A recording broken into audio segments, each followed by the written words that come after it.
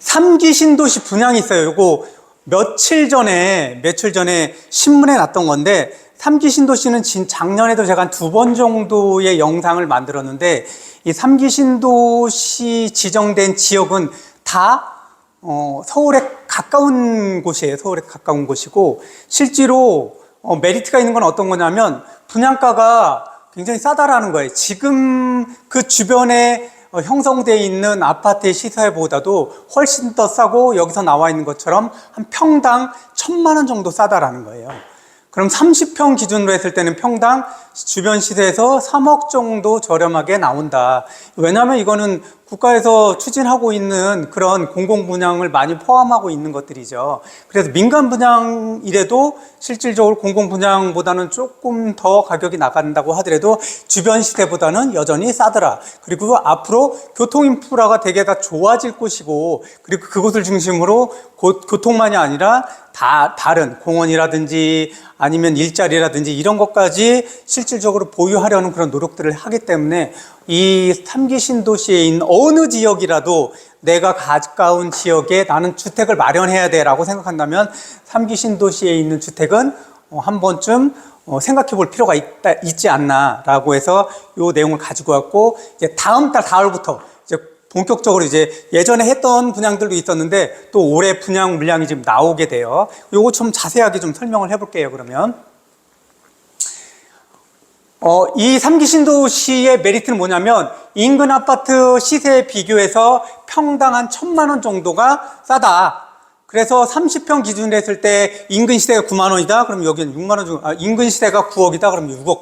그래서 실제로는 33평, 4평 기준이 실제로는 한 6억대에 분양한대. 6억대. 그 다음에 뭐 5구, 25평 같은 경우는 실질적으로 4억대 정도 이렇게 분양을 할 예정이라고 합니다. 그러면 한 2, 3억 정도의 안전마진이 있구나라는 것들을 확인할 수 있는 거죠. 두 번째 볼게요. 지금 지역이 여러 가지가 있는데, 3기 신도시 하면 5개의 지역이 있는데, 이게 4월에 분양하는 것들은 그 이후로 다 분양을 하겠지만, 하남 교사는 빠져 있어요. 제일 많이 하는 게 남양주 왕숙이 1,360가구 정도 분양 예정이에요. 그 다음에 고양 창릉, 일산이 있는데 일산 옆에 있죠. 그 서울에 붙어 있죠. 거기도 494가구. 그 다음에 인천 계양 우리 계양이 있고, 그 다음에 시흥 하중 이렇게 400가구. 이렇게 해서 분양이 지금 예정돼 있어요. 4월에. 실제 근데 이 데이터가 다 맞지 않는 게, 어떤 데는 공공분양만, 어떤 데는 뭐 다른 것까지 포함해서, 또는 어떤 그 주변에 있는 공공택지까지 포함해서 물량이 나와 있는 것도 있고 아닌 것도 있어서 실제로 몇백 세대씩 차이가 나기도 해요. 이거는 내가 어떠한 신문이나 이런 것들을 가지고 찾아보는 것보다는 청약홈에서 정확하게 찾아보시는 게 제일 좋아요. 청약홈에서. 지금 신문에 나오는 거는 조금씩 다 데이터가 다르더라. 그런데도 불구하고 일반적인 것들은 남양주 왕숙에서 나오는 물량이 제일 많더라. 지금 신경 쓰셔야 돼요. 그러니까 4월이니까 다음 주부터 시작이에요. 지금 이런 내용들을 조금 확인해 볼 필요가 있지 않을까. 그럼 자세한 걸 볼게요.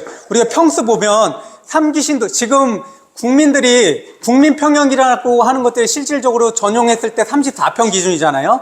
그리고 25평, 34평 이렇게 기준으로 하고 있는데, 이게 아파트 가격이 굉장히 많이 오르게 되면 사람들이 자금난에 닥치게 되면 어떤 쪽으로 더 기울게 되냐면 25평 정도. 지금 그래서 25평 정도가 인기가 되게 많이 올라가 있는 상태인 거죠. 그래서 여기 보면 요번에 3기 신도시 분양하는 아파트들의 평수 구성을 볼게요. 평수 구성 보면 남양주 왕숙이 물량이 제일 많다 그랬죠. 1,000세대 이상이라는 남양주 왕숙은 80제곱미터, 실제로 전용 34평 이상이죠.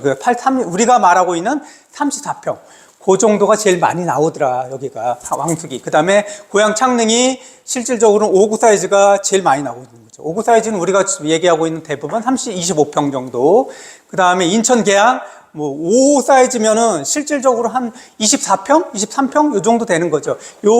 여기가 주력이더라. 그러니까 대부분 인천 계양은 요번에 분양하는 거는 55. 그 다음에 시흥 하중이라는 데가 있어요. 여기는 400세대가 55다. 그래서 남양주 왕숙에 우리가 일반적으로 얘기하는 국민평형이 32평에 34평이라고 생각하고 있는 그 국민평형이 제일 많이 나오는 게 남양주 왕석이더라. 근데 우리가 예전에 작년에 이거 연설을 할 때 그래 사람들이 제일 많이 선호하는 3기 신도시는 뭐라 그랬어요? 하남 교산이라고 그랬잖아요. 그렇죠? 하남 교산. 이번에는 그 내용은 안 나와요. 하남 교산에 대한 4월 분양 소식은 없고, 실질적으로 그래서 지난번에도 청약홈 같은 것들 알림이 서비스를 받아서 그 문자를 좀 받는 것들이 되게 중요해요. 언제쯤 나오는지. 나와 상관이 없어도 내 아이랑 상관이 있으면 한번 좀 관심을 다 가지실 필요. 사방에 다 있기 때문에. 동서남북에 다 있잖아요, 위치가. 남양주 왕성은 북쪽에 뭐 이렇게 있고, 그리고 우리가 좋아하고 있는 강남권에 붙어 있는 거는 하남 교산이 있고, 그 다음에 창릉이 있고, 창릉은 일산에서 서울 쪽, 중간에서 서울 쪽에 더 가까이 붙어 있어요, 창릉 같은 경우는. 그리고 창릉의 호재는 GTX ABC 중에서 서울로, 서울역이나 강남으로 빠르게 갈 수 있는, 대개 20분 정도 안으로 갈 수 있는 그 GTX A가, GTX 선이 뚫려 있는 곳들이 지금 고향 일산에서부터 서울역까지 가는 것들이겠죠. 그리고 이게 동탄에서부터 수도까지 연결돼 있고, 이게 완전히 나중에 다 통과가 돼요. 다 연결이 돼요, 올해. 그래서 GTX-A가 닿는 그런 호재가 고향 창릉에 있다라는 거죠. 그리고 남양주 왕석은 예전에 교통이 너무 나쁘지 않아 라고 했는데, 여기는 이제 9호선 연장이라는 호재들이 있어요. 그리고 나중에 GTX-B하고도 연결이 돼요. GTX-B하고 연결된다는 그런 얘기들이 있는데, 이 부분들이 좀 어떻게 될지는 잘 모르겠어요. 다음 볼게요. 왜 3기 신도시가 좋으냐? 당연히 서울에 인접한 지역의 아파트를 진다라는 것들이 가장 우선시되는 좋은 조건이고, 또 하나는 주택담보대출, 여기는 비규제 지역이죠. 아직 조정지역으로는 실질적으로 서울 전역하고, 그 다음에 우리가 그때 지난번에 얘기했던 경기도에서 12개, 이 정도가 지금 조정지역으로 묶여져 있고, 토지거래 허가구역으로 묶어져 있고, 그렇죠. 그런데 지금 나머지 지역은 조정지역으로 묶여져 있지 않잖아요. 그리고 지금 이 3기 신도시도 안 묶여져 있다라는 거죠. 그리고 여기서 보면 주택담보대출이 그래서 70%까지 가능해요. 그러면 6억이다. 분양가 6억이다 그러면 6, 7, 42, 4억 2천 정도까지가 실질적으로 대출이 가능하니까 내가 내 돈 한 2억 원 또는 1억 8천 정도만 가지면은 실제로 분양해서 입주까지 가능하더라. 뭐 이런 얘기들이 있고, 그래서 실제로 70% 정도는 대출 가능한. 지금 대출이 되게 어렵잖아요. 주택담보대출이 너무 어려워요. 근데 그나마 여기는 좀 괜찮다. 그리고 국가에서 주도하는 것들이기 때문에 실질적으로 그런 혜택들이 좀 많다. 근데 좀 어려워요, 사람들이. 왜냐하면 지역도 좋고 지금 교통이 다 뚫려 있지는 않지만 앞으로 교통도 되게 좋아질 거고, 거기에 대해서 대단지 공원이라든지 일자리라든지 이런 것까지 다 계획을 하고 있잖아요. 그래서 그곳을 중심으로 해서 발전할 것들은 맞는데 시간이 걸리겠지만, 교통도 그렇고 좋은데, 그러니까 사람들이 어떻게 했어요? 관심을 많이 갖잖아요. 그래서 일반적으로 청약 가점이라는 것들이, 되게 민간이 분양할 때는 가점들이 있잖아요. 그리고 공공 분양 같은 경우는 어때요? 그 청약 통장에 들어가 있는 총 액수, 금액으로 하잖아요. 그래서 가점으로 했을 때는 69점 이상. 그 다음에 청약 통장에 들어가 있는 금액, 공공 분양으로 했을 때는 2천만 원 이상. 이 정도가 커트라인일 것 같아요.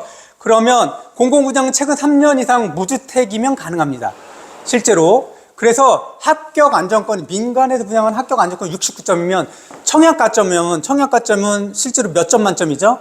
84점이 만점이에요. 84점 만점.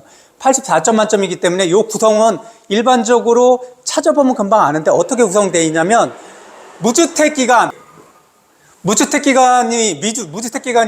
우리가 알고 있듯이 32점 만점이에요. 32점. 그러니까 무주택 기간 만점이 되려면 15년 이상 이렇게 돼야 되는 거고, 그 다음에 부양가족 있잖아요. 나를 포함하지 않는 게 부양가족인데, 나 포함해서 쉽게 계산할 때 나를 포함해서 곱하기 5 하면 돼요.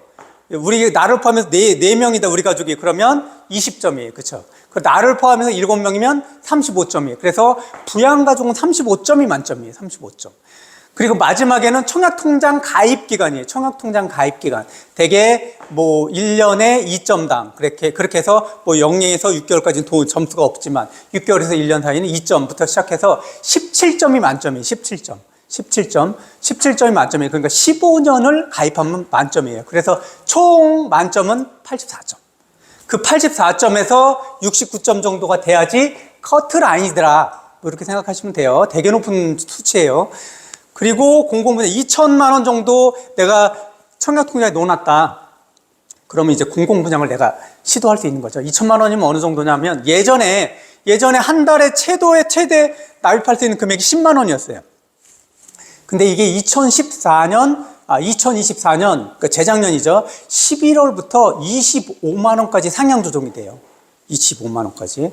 그거는 뭐냐면 한 달에 10만 원씩 넣으면 그 금액을 다 쳐준다라는 거예요. 20만 원 넣어봐 소용이 없다라는 거예요. 근데 한 달에 2만 원 넣었다. 다음 달에 난 더 많이 넣을 거야. 소용이 없다라는 거예요. 그 달에 2만 원 넣은 것만 카운팅 된다라는 거예요. 그래서 매달 최고치를 넣은 사람들이 유리하다라는 거예요. 그렇게 계산했을 때 24년 11월부터는 25만 원 가능했죠. 그전에는 10만 원까지 최대치가 가능했어요. 그렇게 했을 때 계산해 보니까 한 14년 6개월, 15년 정도를 최대치로 넣으면 실제로 그것은 2천만 원 정도가 되더라. 15년 정도 최대로 넣으면 가능하겠구나. 이 정도 선들을 가늠해 볼 수 있다는 거예요. 나는 상관없겠지가 아니라 그 정도를 가지고 내 자녀나 또는 다른 분들에게 이렇게 필요한 사람들에게 안내해 줄 수도 있겠죠. 그러면 근데 여기서 공공분양이 이게 지금 맨 처음에는 예정돼 있지 않았는데 요번에는 이재명 대통령 들어오고 나서 뭐 그런 것들이 점점점 강화되고 있는데 공공분양 쪽, 공공임대 쪽 이런 성격들이 되게 강화되고 있어요. 제 3기 신도시를. 그래서 민간분양이 아니라 점점점 성격이 이제 공공분양 쪽으로 이제 3기 신도시 쪽이 방향이 틀어지고 있는데 공공분양하면 3개 정도는 알아두실 필요가 있어요. 공공분양에는 어떤 유형들이 있냐? 나눔형, 선택형, 일반형들이 있어요. 그쵸? 일반형들은 기존하고 똑같아요. 시세 대비 80%. 왜냐하면 여기는 실제로 분양가 상한제가 걸려 있잖아요. 분양가 상한제가 걸려 있기 때문에 일반 주변의 아파트들보다 한 20%가 저렴해요. 그냥 일반하고 똑같다라고 생각하면 돼요. 공공분양. 근데 여기 나눔형하고 선택형은 좀 달라요. 우선 나눔형은 선택형부터 보면 선택형은 뭐냐면 지금 내 소유를 결정하는 게 아니라 6년 정도 살다가 6년 후에 나는 안 살 거야 라고 결정할 수 있다는 거죠. 안 살 거야. 임대 후 선택할 수 있다는 거예요. 우선 6년 정도 살고 거주 후에 결정한다라는 거예요. 근데 이 나눔형은 뭐냐? 나는 근데 자금이 좀 싸지만 그래도 그 자금도 안 돼. 그러면 실제로 시세의 70% 이하, 시세 80% 수준이라고 그랬죠. 이거보다도 적은 금액만 해서 분양을 받을 수 있어요. 그런데 문제는 뭐예요? LH야, 국가하고 나하고 나중에 팔 때는 7대3 정도의 비율로 그 금액의 상승분을 나눠가는 거예요. 그러면 이제 뭐 그런 것들이 있죠. 토지, 임대부 아파트 이런 것들이 있잖아요. 토지는 국가 거, 건물은 내 거. 이렇게 하면 건물만 사면 돈만 드는 거잖아요. 근데 나중에 올라서 팔면 토지에 대한 비율만큼 어떻게 국가에게 환수시켜줘야 돼요. 이게 또 비슷한 개념이에요. 나눔형은. 내가 그래서 살려고 할 때, 처음 시작할 때는 돈이 조금밖에 안 들잖아요. 문제는 뭐예요? 근데 가격이 올랐으면 나눠 가져야 된다. 지금은 좋아요. 진입하는 문턱이 낮기 때문에. 근데 나중에 만약에 집이 올랐다 그러면 그걸 나눠 가지려면 조금 그렇죠. 수익 들어가기는 문턱은 낮지만 나중엔 나눠 가져야 된다. 그리고 여기 나눔형에는 또 하나의 혜택이 있어요. 지금 주택담보대출 빌리기도 되게 어렵지만 실질적으로 어떻게 되냐면 4.5에서 높게 7%까지 돼 있어요. 주택담보대출인데 여기는 어떻게 돼요? 저리로 대출 지원해준다. 1.9에서 3%로 장기로 해준다. 좀 메리트가 있죠. 돈이 없는 젊은 층에서는 정말 메리트가 있죠. 1.9에서 3.0이면 지금 주택담보대출로는 되게 낮은 거잖아요. 국가에서 주도하는 거기 때문에 이렇게 나눠져 있구나 공공분양이. 그런데 이거를 자꾸 앞으로도 지금 3기 신도시가 너무 말이 나와서 거의 다 된 줄 알아요. 작년에 했을 때 그랬죠? 10% 정도밖에 분양 안 했다. 앞으로도 계속 된다고 그랬잖아요. 30년까지. 제 생각은 30년 넘어서도 계속 분양될 것 같아요. 검단 몇 기 신도시라고 그랬죠? 2기 신도시예요. 지금도 분양이에요. 그죠? 2기 신도시면 우리 2기 신도시에 제일 성공했다 했던 신도시는 어느 거예요? 우리가 잘 알고 있는 판교잖아요. 그렇죠? 그 실제로 보면 이 분양 소식을 내가 확인해 봐야겠다. 신문에 나온 거는 정확하지 않을 수도 있고 신문에 나온 건 기준이 다르기 때문에 이 신문과 저 신문의 데이터들이 조금씩 달라요. 정확하려면 LH 청홍약 홈플러스 그 다음에 뉴홈 이거는 공공분양 위주로 나와 있는 거예요. 뉴홈.kr 또는 청약홈 여기에 들어가셔서 알림 문자 서비스를 신청하는 거예요. 그러면 이게 그럼 다음 달 청약 계획이 있습니다 라고 하면 그게 내 메시지로 뜬단 말이에요. 우리 아이가 해당된다 그러면 이것들을 다 알림 메시지를 받을 수 있게끔 신청해 두시는 게 가장 정확해요. 가장. 그리고 여기서 지금 신문에 나오는 게 몇백 세다 몇백 세 이게 차이가 있다고 그랬죠. 이런 데서 확인하는 게 제일 정확하더라. LH 청약 플러스 뉴홈.kr 청약폼을 반드시 확인해서 알림 문자 서비스로 신청해 두는 게 제일 안정적이다.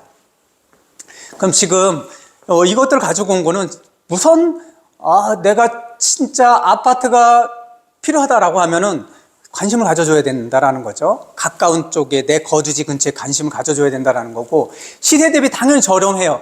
이 시세로는 거기 지금 3기 신도시 안에 분양하고 있는 공공분양 빼고 민간 분양이라고 하더라도 훨씬 더 저렴한 거예요. 아까 말씀드린 것처럼 평당 1,000만 원 정도가 저렴하다라는 거예요. 그렇죠? 30평 기준으로는 한 3억 정도가 주변 시세보다 저렴하구나라고 생각하면 앞으로 민간 분양 같은 경우 분양가가 이렇게 낮게 나올 수가 없다라는 거죠. 나올 수가 없어요, 이거는. 그 시세 대비 저렴한 내 집 마련의 기회인 것들 꼭 이해를 꼭 알고 있어야 되는 것들이고, 주변보다 1,000만 원 더 약 1,000만 원 정도 저렴해요. 그리고 실거주, 내가 사는데도 실질적으로 거기가 인프라들이 되게 좋기 때문에, 그리고 교통 여건도 앞으로 좋아질 거기 때문에 되게 좋다. 근데 투자도 왜? 싸게 사니까. 나중에 이게 실제로 가격이 올라가도 그 투자자로서도 매력이 있다.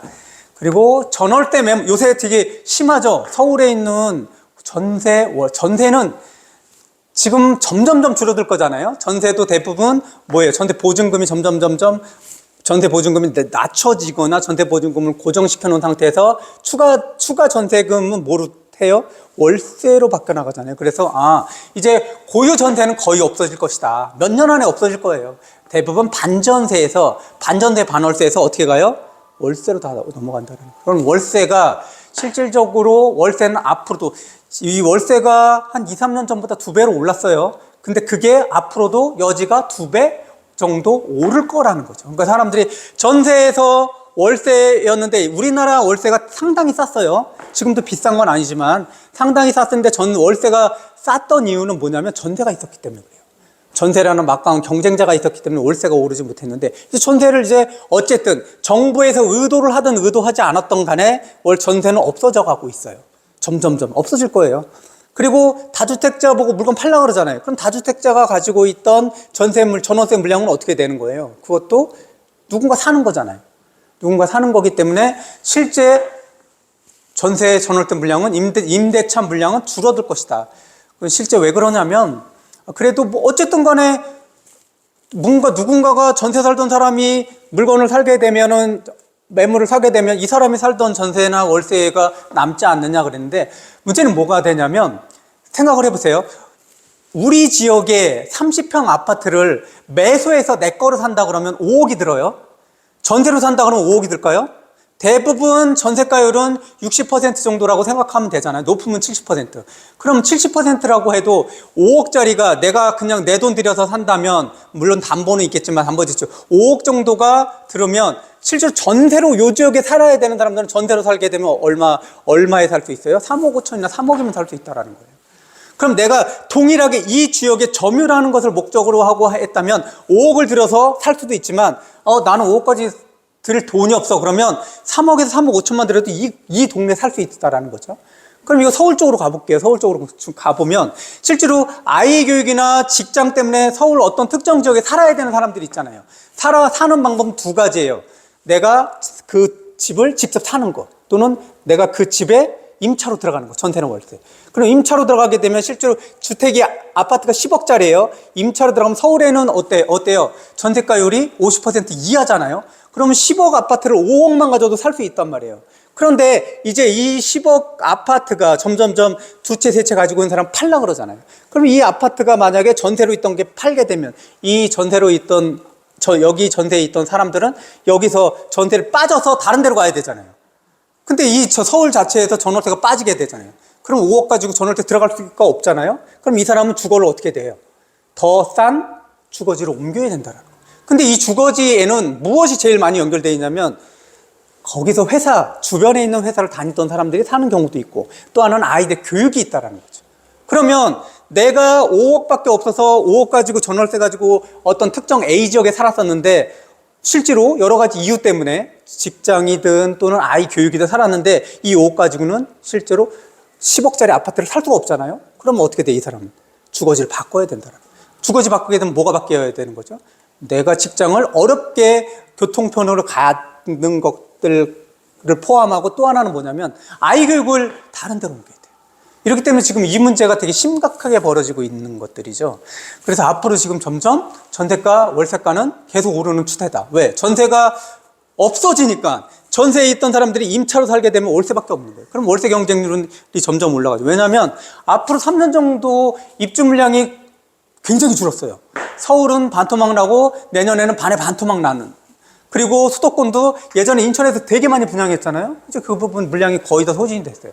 그래서 실질적으로 수도권에서 필요한 아파트보다 앞으로 3년 정도는 물량이 축소돼서 들어온다. 전세값이 떨어지는 거는 1차적으로 이유가 뭐냐면, 전세값이 낮아진다 1차적인 이유는 뭐냐면 새로운 아파트가 공급이 돼야지 전세가가 떨어진단 말이에요. 근데 새로운 아파트도 점점 줄죠. 그리고 실질적으로 기존에 있던 물량에서 임차 물량이 줄죠. 그러니까 동시에 주는 거예요. 동시에. 그렇기 때문에 앞으로 전월세 가격은 상당히 올라갈 거다.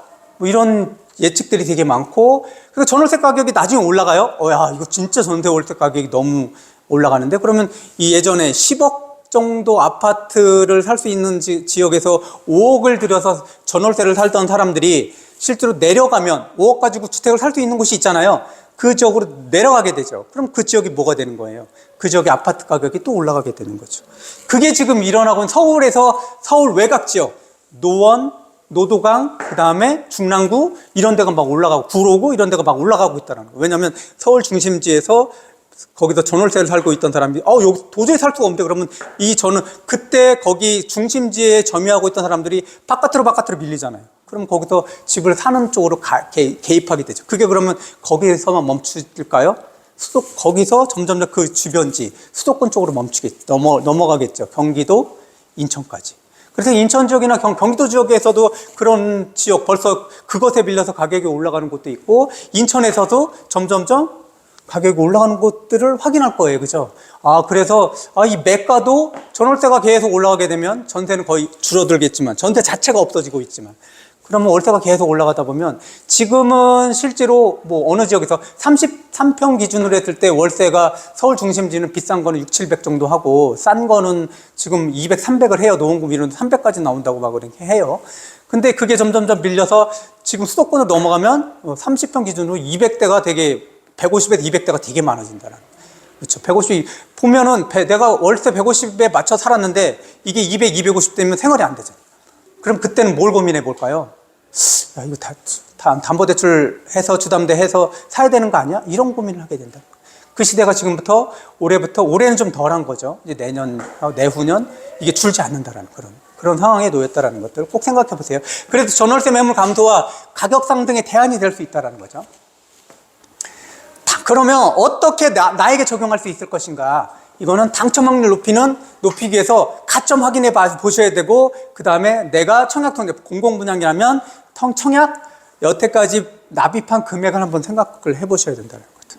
그리고 기존에 빠져 있다면 나중에 넣을 수도 있어요. 근데 넣으면, 만약에 내가 1년 전에 것을 넣으려고 전혀 안 넣었던 달이 있잖아. 넣으면 실질적으로 그것이 인정되려면 1년 정도 후에 납입을 했다면 6개월 정도가 걸려요. 그게 인정되려면. 그럼 지금이라도 확인해서 넣으면 나중에 3기 신도시는 계속 나올 거잖아요. 지금이라도 내가 불입하지 않은 기간 것들을 다 넣는다면 나중에 1년 전에 걸 넣으면 6개월 후에 인정, 2년 전에 걸 넣으면 1년 후에 인정. 그렇게 해서 한번 확인해 보시는 것들이 필요하더라. 그리고 또 이런 것들이 있어요. 이런 거 별로 안 하는데 사전 선납하는 경우가 있어요. 2014년 11월에 이게 25만 원까지 된다 그랬잖아요. 근데 2014년 1월에 나는 그러면 선납이라는 거 2년 정도까지 앞으로 넣을 수가 있는 거예요.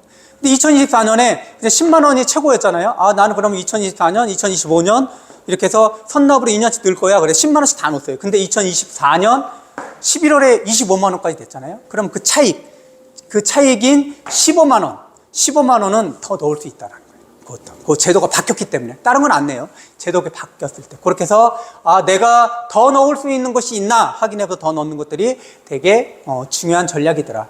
청약 가점 미리 확인하고, 그렇다고 해서, 야, 하남교산이 좋은 거 알아. 근데 하남교산이 좋다고 나는 인천에 살고 있는데 하남교산 갈 거예요? 그거는 어렵잖아요. 사실 하남교산을 가는 것도 가는 거지만 멀잖아요. 먼 것도 먼 건데, 또 하나는 당첨 확률이 계양이 높겠어요? 하남교산이 높겠어요? 하남교산은 송파 바로 옆이에요. 실제로 경기도지만 어떤 게 높겠어요? 상식적으로 하남교산이 높을 거 아니에요. 내 근처에 있는 그것도 가점도 생각해 봐야 돼요. 그래서 청약할 때 가장 첫 번째 배우는 게 뭐냐면 34평에 A로 시작하는 것들, 이런 것들 보면 A는 뭐예요? 대부분 표준형이잖아요. 그렇죠? 양쪽 탄상형으로 양쪽 다 트이고 그런 것들이잖아요. 그럼 딱 들어가면 좋잖아요. 그렇죠? 서로 선호한다면 선호한다라는 건 뭘까요? 경쟁률이 높다라는 거잖아요. 그러면 경쟁률이 높으니까 실제로 전체 뭐 34평에 100개다 그러면 그런 애를 제일 많이 뽑아요.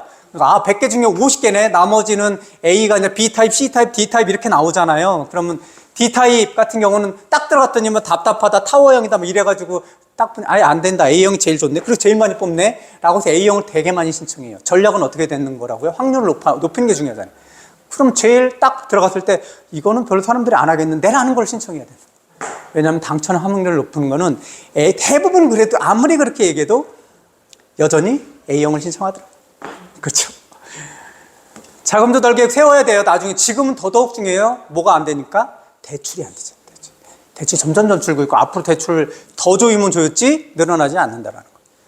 그래서 지금 주담대도 점점 늘어나고 있잖아요. 그거는 뭐 다른 정부 시책도 있지만 지금 어때요? 금융체가 금리가 계속 올라가잖아요. 우리가 주택담보대출을 했을 때 기준이 되는 것들이 있잖아요. 기준이 자금 조달을 하는데 은행권이 자금 조달 기준이 되는 것들이 있잖아요. 그런 것들이 또 하나 금융채 같은 것들이 있는데 그 금융채에 대한 가격이 이자가 높아가니까는 실제로 대출 금리가 올라가더라.